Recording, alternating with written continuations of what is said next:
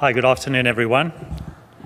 Firstly, to thank our hosts, I'd like to thank our hosts, the PNG Chamber of Resources and Energy, their president, Anthony Samari, sitting here in the front, and your fabulous team.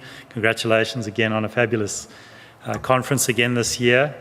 The Chamber sets up this conference to facilitate a conversation about the future of mining and petroleum in Papua New Guinea, and to understand how the country's resource sector will be developed over the next decade. So we are pleased once again to be a part of the program as part of this important conversation, to be part of the next wave of responsible investment in PNG resources. And I'll detail today how we will make a contribution to the prosperity of PNG and her people. I'd like to begin by acknowledging the traditional custodians of the land upon which we are gathered today, the Gadigal people, and I pay my respects to elders past, present and emerging. I'd also like to acknowledge the Prime Minister of Papua New Guinea, the Honourable James Marape, who opened the conference yesterday, and his national executive, also the Minister and Vice Minister for Petroleum and Energy, the Honourable Minister Karinga Kua, and Vice Minister Opa, Governor Haveta, Governor of the Gulf Province, other ministers and members of Parliament of PNG, heads of department, business leaders, delegates, landowners and their representatives, Augustine Manos in the front row, their leadership, and of course the people of Papua New Guinea. I'd also like to acknowledge my fellow presenters for your fabulous presentations over the course of this conference and the engagement that's enabling in the conversations around the edges of the conference. I'd like to thank our very many engaged and supportive supporters that have supported Twinza on our journey, and that extends to our shareholders and our investors. So I'm pleased today to present on the Pasca project. This is an outstanding project in Papua New Guinea, close to 170 million barrels equivalent of hydrocarbon resources, and it's a project that will play a part of the energy transition as a gas-rich project. The project has been recognised by the Prime Minister and his government as a priority resources project in Papua New Guinea. As the Prime Minister describes, we're low-hanging fruit, part of the 4 Ps and 1 W, and which, when developed, will make a major contribution towards the Prime Minister's objective of a 200 billion kina economy in short order, and ultimately a 1 trillion kina economy by 2048, as we heard from the Treasurer yesterday. So notwithstanding the challenges we've experienced as Twinza and with the development of the Pasca project, we remain positive and constructive. We have worked hard again this year, and so highlights for the year include a 35% resource upgrade, which we announced earlier this year, together with the certification of our carbon sequestration potential. I'll talk to both of those in my presentation. But to set the scene for my presentation, I'd like to invite you to watch a brief video overview of the project. This will give you an understanding of the facilities that will be developed as part of our development plans for the Pasca project offshore PNG.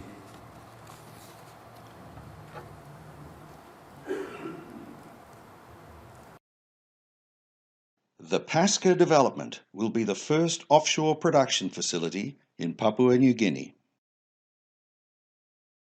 Gas from the Pasca A field, more than 2 kilometres below the surface, is produced via 3 wells located on a lightweight wellhead platform. Dry Christmas trees are used, which allows access to the wellbores from above the sea surface.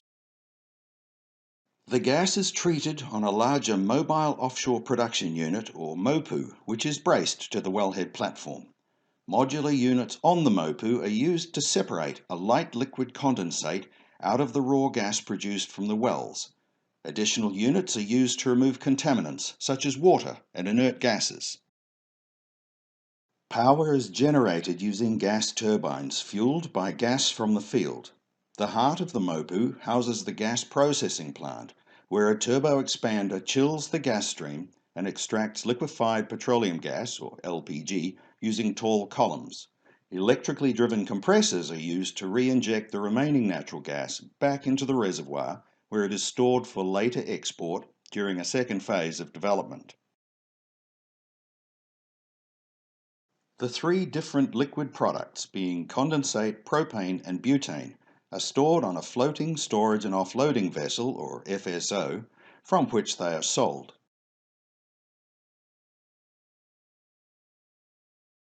Accommodation for offshore personnel is located on the FSO, and access to the not normally manned MOPU is provided via a gangway. In the second phase of production, natural gas is exported to a floating LNG facility located close to the main facilities. Gas is transported via an undersea pipeline to a specialized vessel that cools the natural gas until it forms a liquid. The liquefied natural gas is stored on the vessel, from where it can be sold and offloaded to LNG carrier ships.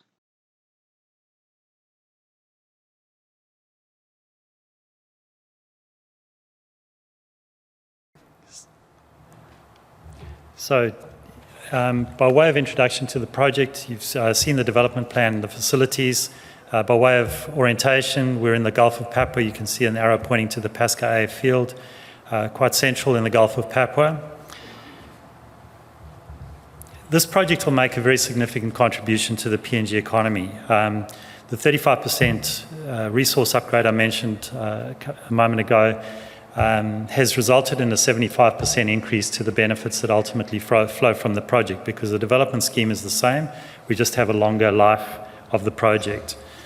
Twinza is a bona fide international investor. Our investment support is drawn from Australia, from the US, the UK, Hong Kong, and Singapore.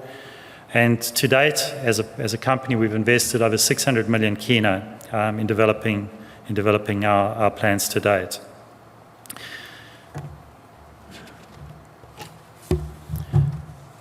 This project, the Pasca project, is an exploration success story in Papua New Guinea. For 3 decades of exploration by oil majors, 5 oil majors, from 1966, the project then lay dormant for 14 years before Twinza licensed the project. And over the 16 years since 2008, we've advanced the project to development readiness. That included submitting a petroleum development license in June 2015, completing our social mapping and landowner identification and our environmental impact assessment work in 2016, and we completed the A4 well drilling program successfully in 2017.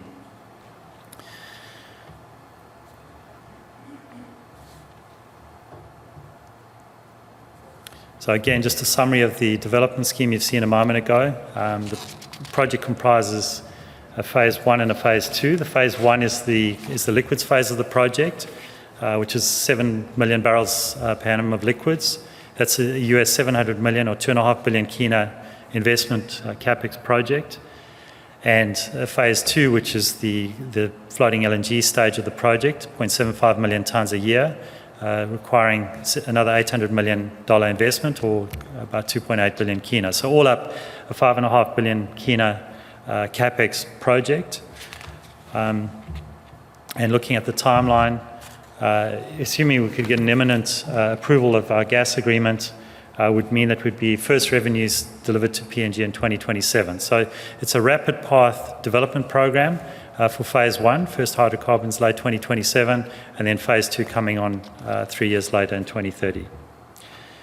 Once we have our gas agreement and PDL awarded, if those were to be awarded early in the new year, we'd kick off our FEED process, which is another 150 million kina investment, which would kick off immediately following those awards. Just turning our attention to the resource upgrade. As I mentioned a moment ago, this extends our production life and the benefits, so that we have a 75% increase in essence of the flow-through benefits from the project. So our new upgraded 2C resource is condensate of 47 million barrels, LPGs of 43 million barrels, and just under half a TCF of gas. So all up close to 170 million barrels. So there's been no change to our development plan, but we have a longer field life. And then this then flows through to major benefits to the country. So over the life of the project, we expect 15 billion kina of revenue flowing into the state coffers, 31 billion kina contribution to GDP, over 500 permanent direct jobs created, 400 million kina a year spent each year in PNG, and 500 million kina to the state each year through taxes and royalties. So it's a significant project that punches well above its weight in terms of capex to return metrics. Turning to our carbon credentials, we've done extensive work, and this is clearly a very topical area for the industry at the moment. Pasca has the potential to become PNG's only carbon negative LNG project.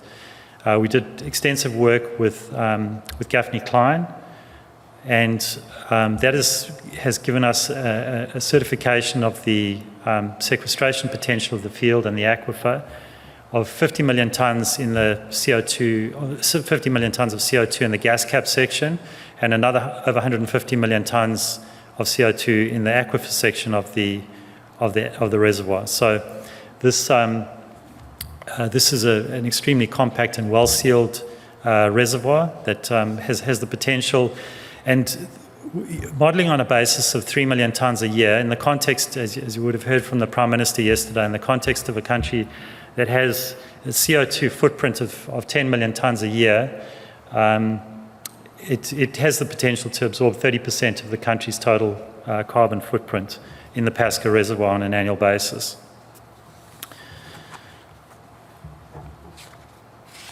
So just for those more technically minded, just to go through the mechanics of how the sequestration actually works. It's broken down into 3 phases. And the first phase is a simultaneous production of liquids from the reservoir, return of dry gas re-injected into the reservoir, and liquid CO2 injection. Then as we transition to the phase 2 part of the project, when we're producing LNG, we'll have simultaneous LNG production with a liquid CO2 injection. And then there's a further possible phase 3 post the reservoir depletion, which allows for CO2 injection to continue into the reservoir. And as I said, that has the potential for over 200 million tonnes of storage. And the project itself has the potential to stack up in terms of world standards. By international standards, 50 to 200 million tonnes is a significant project. The world has climate goals of sequestrating 5.6 billion tonnes of global CO2 by 2050. So 3 million tonnes doesn't make a massive dent in that, but it is significant in terms of what's currently happening in the world. So examples from around the world that you may be more familiar, or from the region that you may be familiar with, include Gorgon, which is 4 million tonnes, and Moomba, which is 1.7 million tonnes. So 3 million tonnes a year stands up very well by comparison with those global comparisons. So where to from here? We're still pending our gas agreement and PDL. This has been a journey that we've been on for a long time. As we heard the Prime Minister say yesterday, there's a deal available to be concluded on Pasca. This is the low-hanging fruit of the 4 Ps and a W. And so we thank the Prime Minister for his consistent support. The Prime Minister articulated yesterday the 5 good reasons to do business in Papua New Guinea, including the rule of law and the fact that PNG upholds and honours its agreements and fiscal commitments once they're signed. So it's therefore critical that we have the patience to negotiate and get these agreements right, get them established on a fair basis. And so both Twinza and the government have been patient in this process, and we've been respectful of the process that the government has wanted to follow. We've been engaged for a long time, going all the way back to our petroleum development licence application in 2015 and gas agreement discussions from 2020 onwards. But I am pleased to confirm that there's recently been some positive engagement, and we hope to be back in the room with the state negotiating team and the state, and hope to be able to announce that progress soon. We're also in discussions with a significant or major strategic partner in country with a view to improving the benefits of the project that will ultimately flow to Papua New Guinea. Just quickly on our team, we have a very passionate and committed team at Twinza. Our team's been together for a long time. Both our board of directors and our executive management team have been working tirelessly to bring Pasca to reality. 4 of our board members are here today with me in the room, and also our energetic CEO, Robert Gard, and Peter Kirkham is downstairs at our booth if you'd like to see them. So just in conclusion then, the 4 Ps and a W all have all made progress in the last year and all have prospects to make major contributions to the PNG economy. We remain ready and available to engage with the state to finalise our gas agreement and all other regulatory approvals, including our petroleum development licence, to allow the Pasca project to develop, to feed final investment decision and construction. We've all been patient and we're ready to go once we've concluded our agreements. So we thank the Prime Minister, Marape, and all our supporters for their patience, their tireless support and